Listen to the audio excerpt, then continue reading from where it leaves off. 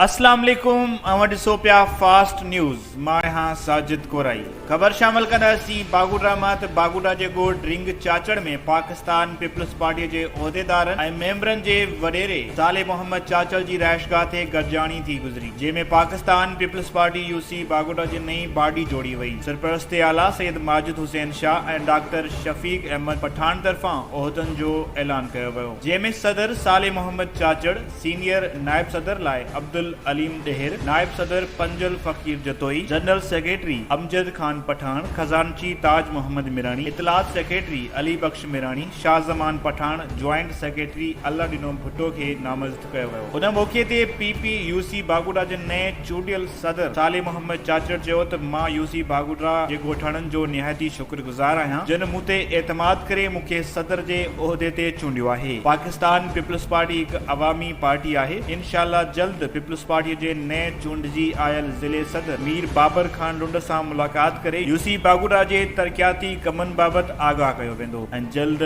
UC बागुड़ा लाइ आला क़यादत खां ख़सूसी पैकेज वरितो वेंदो।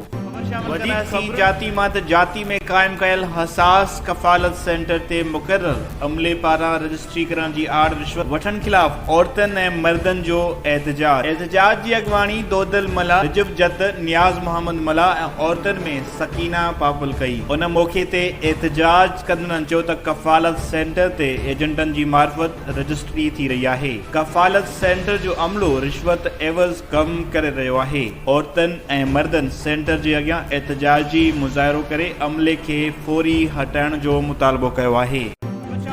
हालानी मां त नूरपुर भरसां दरगाह पीर बिठाऊ जो सालाना उर्स मुबारक शुरू। मेले जो इफ्तिताह वज़ीर आला सिंध जो सलाहकार रईस मौला बख्श, chairman UC Nurpur rice Abdul Razzaq Sher Bahadur ऐं रईस सनाउल्ला मुबेजो दरगाह ते चादर चाढ़े मेले जो इफ्तिताह कयो। मेले में मज़ा सर्किस सिंध जे मशहूर मल पहलवाननि पंहिंजे फन जो मुज़ाहिरो कयो ऐं जॾहिं त मेले में राग जी महफ़िल थी गुज़री, जंहिंमें साजिद अली साजिद सुमेत ॿियनि इलाक़ाई फनकारनि फन जो मुज़ाहिरो कयो।